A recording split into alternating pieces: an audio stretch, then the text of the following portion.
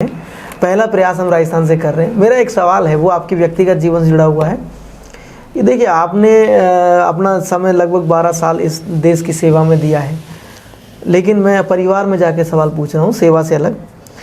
एक आपके पिताजी थे जिन्होंने संघर्ष किया, आप सभी बहन भाइयों को पढ़ाया और अब आप पिताजी बने हैं, है ना। दो पिताओं को आपको अनुभव करना है। आप पिताजी थे उस समय के संघर्ष में और आपके संघर्ष में, अब आपके बेटे हैं, आप उनके लिए बहुत कुछ सोच के चल रहे हैं। आपके पिताजी ने आपके लिए सोचा है, राइट, सोचते हैं सभी। आपको ऐसा नहीं लग रहा है कि लगातार हमारे बच्चों के जो भविष्य हैं, जैसे हम लोग चाइना का अध्ययन करते हैं, हम लोग जापान का अध्ययन करते हैं, तो वहाँ लोग सरकारी नौकरी के बजाय प्राइवेट सेक्टर में भी अपना रोजगार बना चुके होते हैं, उसी में वो जीवन को खोजते हैं। और मैं थोड़ा सा प्रयास कर रहा हूँ एक पल कि पिता को कम से कम राहत मिले।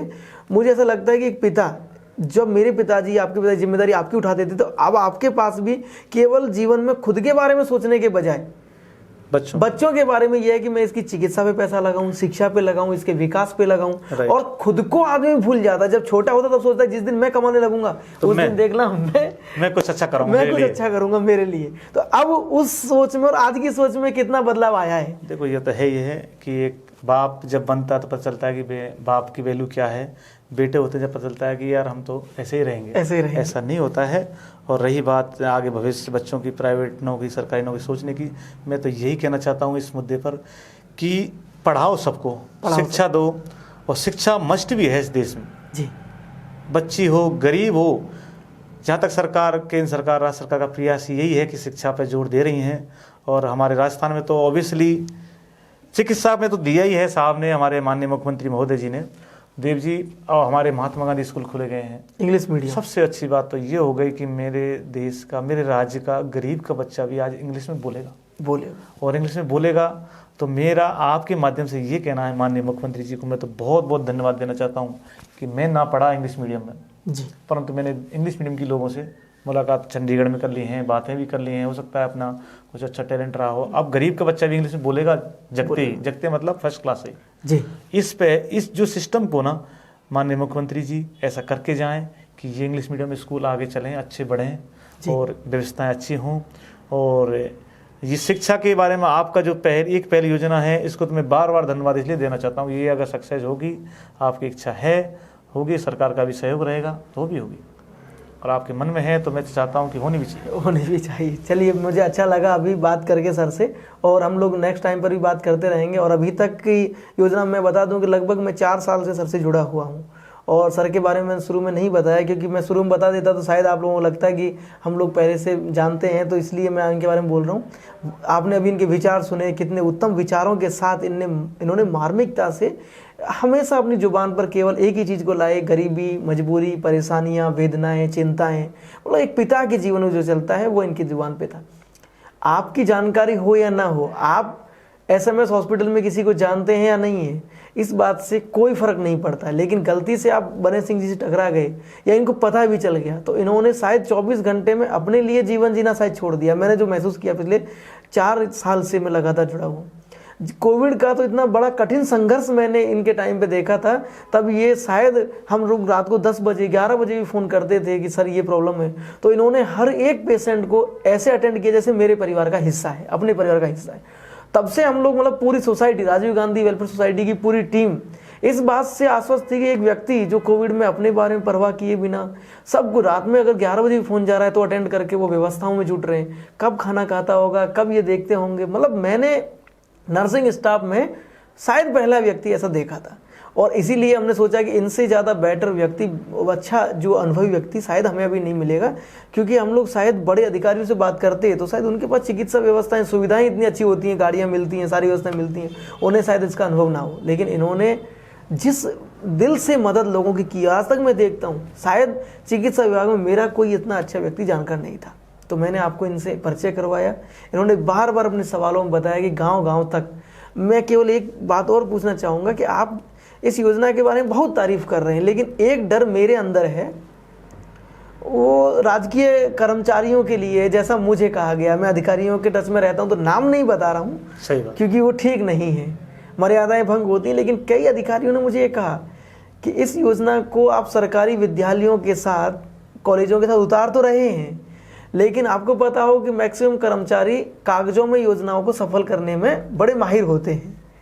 तो आप प्रदेश के युवाओं से, यहाँ के जिन जिन गांवों तक ये योजना पहुँच रही है सब तक, तो उनके निवासियों से क्या कहना चाहेंगे कि ये सरकारी लोगों की ही जिम्मेदारी रहेगी या उन सब की भी जिम्मेदारियों में कुछ आप देना चाहेंगे कि वो थोड़ी थोड़ी जिम्मेदारी उठाएं, इसको किसी भी कीमत पर सफल करने में मेरा साथ दें? क्या कहना चाहेंगे? इसमें यह है कि आप डर की जो बात कर रहे हो, डर के आगे हमेशा जीत होती है। और रही बात सरकारी तंत्र की, सरकारी तंत्र में जरूरी नहीं है हर बार फाइलों में ही पास होता है मामला। जी, सरकारी जो कर्मचारी जो बैठे हैं आज, सभी यही सोचते हैं कि यार योजना जब अच्छी है तो हमारा क्या जाता है इसमें।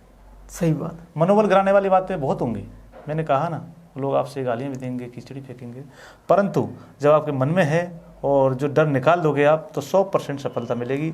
सरकारी तंत्र बुरा नहीं है, सरकारी तंत्र में अच्छे हम सरकारी तंत्र में आए बिना पैसे, गरीबी, हम भी गरीबी थे, हमारे पास कुछ नहीं था तो हम भी सरकारी तंत्र। कई बार लोगों ने कहा कि कई बार फाइलें कागजों में पूरा हो जाता है, बच्चे आएंगे नहीं आएंगे, लेकिन मैंने जो आपने कहा आपके मन में है, आपकी इच्छा शक्ति पर निर्भर है योजनाओं का सफल करना, आपके विचार और नियत में अगर ऐसा है कि सफल कर दोगे।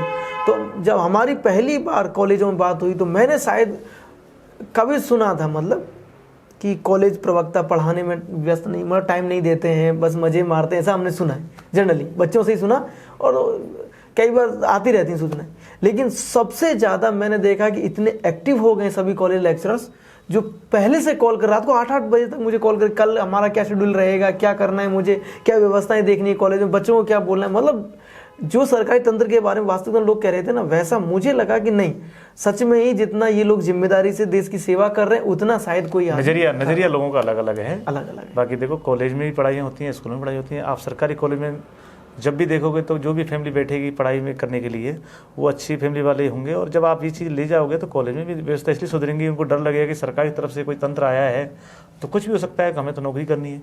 नौकरी करनी से ऑब्वियसली वो आपसे अपना टाइम देगा, बच्चों को भी टाइम देगा और पढ़ाई भी अच्छी होगी, दृढ़ता आएगी। तो आपने जो कहा सर बार बार कि हमें दृढ़ निश्चय रखना है, मैं मेरी राजीव गांधी वेलफेयर सोसाइटी की टीम और एक पहल इंडिया, ये कार्यक्रम जो हम लोग संचालित कर रहे हैं पूरा, उसकी ओर से मैं पूरी तरह आपको और हमारे सभी गांव के निवासियों को, युवाओं को, बच्चियों को, सबको ये आश्वस्त करते हैं कि हम लोग अपनी हर सांस मतलब इस प्रोग्राम को सफल करने में लगा देंगे, जिस जी जान से हम लग रहे हैं। और शायद जीवन का उद्देश्य भी हमारे का यही बन गया है कि हमें इसको किसी भी कीमत पर सफल करना है, क्योंकि हमारा युद्ध खुद से हो रहा है। जो व्यवस्थाएं हमने अपने परिवारों में अनियमितताएं देखी हैं, उससे कोई दूसरा परिवार ना प्रभावित ना हो। और मुझे शायद आपके सहयोग से और सबके सहयोग से जो मुझे मिला है, आप 4-5 साल से लगातार हमें सहयोग ना करते तो शायद हम लोग इतना आगे नहीं पहुंच पाते, कभी नहीं पहुंच पाता। मैं भी एक शिक्षक का ही तो बेटा हूं, ज़्यादा कुछ मैंने देखा नहीं है मेरे परिवार में भी, लेकिन यहाँ तक पहुँचे हैं। तो आपने बार बार कहा कि शिक्षा से सब कुछ संभव है। डॉक्टर भीमराव अम्बेडकर ने कहा था कि शिक्षा वह शेरनी का दूध है, जो पिएगा वह दहाड़ेगा। उसी का प्रभाव है कि आज हम लोग यहाँ तक पहुँचे। तो मैं आश्वस्त करता हूँ सभी को, और हम लोग बहुत बेहतर एक प्लेटफॉर्म बना के दे रहे हैं। आप सब लोग भी उसमें जहाँ जहाँ कमियाँ लगें अपने सुझाव हमें दे सकते हैं। स्क्रीन पे सारे आपको नंबर्स दिए गए हैं, और हमारे बने सिंह जी से जब भी आपको मिलना हो SMS हॉस्पिटल में आप मिल सकते हैं। इनकी डिटेल्स मैं आपको वीडियो में शेयर कर दूंगा। इतने हेल्पफुल व्यक्ति हैं कि हर व्यक्ति के लिए दिन रात तैयार रहते हैं। इन्हीं शब्दों के साथ जय हिंद, जय भारत, जय हिंद।